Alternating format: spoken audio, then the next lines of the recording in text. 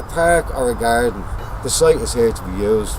We want people to come down and be able to get out of the houses and empower themselves by planting. And anywhere where there's gardens, antisocial behaviour it stops, you know. Because people have respect for what people are doing, like, you know. Times. I said this is the ugliest street in the city. I've lived in this all my life. This is right beside Storehouse, which is the most major area in the city. They should invest a little bit, I think, in this area. And Dublin City Council should definitely invest. This is the most visited place.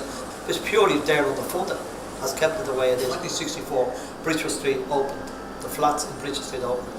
So they were down for demolition. And they were demolished. They started demolishing in about 2003. And they've completely cleared the site by 2006. In the last 5 years, they've built the student accommodation, which brought 481 students into the area, which is another 500. We've no facilities, recreational facilities. We've no green space. So they're already putting in extra people into an area that's starved of this anyway. You know, the housing crisis isn't their fault, you know, and there's plenty of sites that we've identified that can be built on.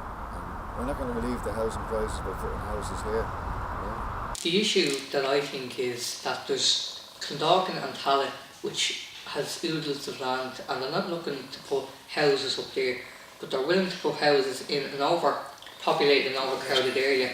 And there's never been a needs analysis done in this area. If you're going to put more houses in, or more prefabs or accommodations, what about the schools? What about the doctors? What about other facilities in the area? Are we going to build more schools? Are we going to put more doctors, GPs in the area? That's never been discussed.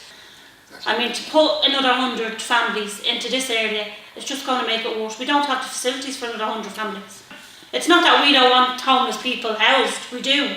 We're not against that. But in this area alone, we just don't have the room for another 100 families. It's as simple as that. You know, there is really nothing for young people, but it would take the antisocial behaviour, the obesity, and it will increase people's health, mentally and physically. There's a need for an alternative way and an alternative approach to gardens and spaces and derelict spaces. We're the only ones that's been doing that and positive in it, like, you know, and it's a good effect, you know. So yeah, we've 20 allotments, and then the community garden then will have various volunteers throughout the year coming in. It's been very positive to the area. I suppose when you're living in the city centre, you don't have access to a garden. You're living very crammed, do you know the way? So, you know, you need to be able to get out into the space, into the outdoors, and, you know, it's on our doorstep here, so yeah, we love it, yeah. Yeah, it'll make a big difference to the area in general, you know. I mean, that's 10 years like that, and that's what we're looking out onto from our windows, you know. So, I mean, to have a park there, and to have it being used and people using it, make a big difference to the area. People, like, you're sitting on a time bomb, as far as I'm concerned. Dublin City Council maybe don't look at it that way, but this is what I would say, because people need that area, they need that space. What I would consider that you give back the ownership to the people themselves, and like, it's not being dictated down all the time, that this sort of swell moves up and it takes people with it. That's what I'm fighting for. I don't ask for much. I want a park for Dublin area. That's all we want, park for our children.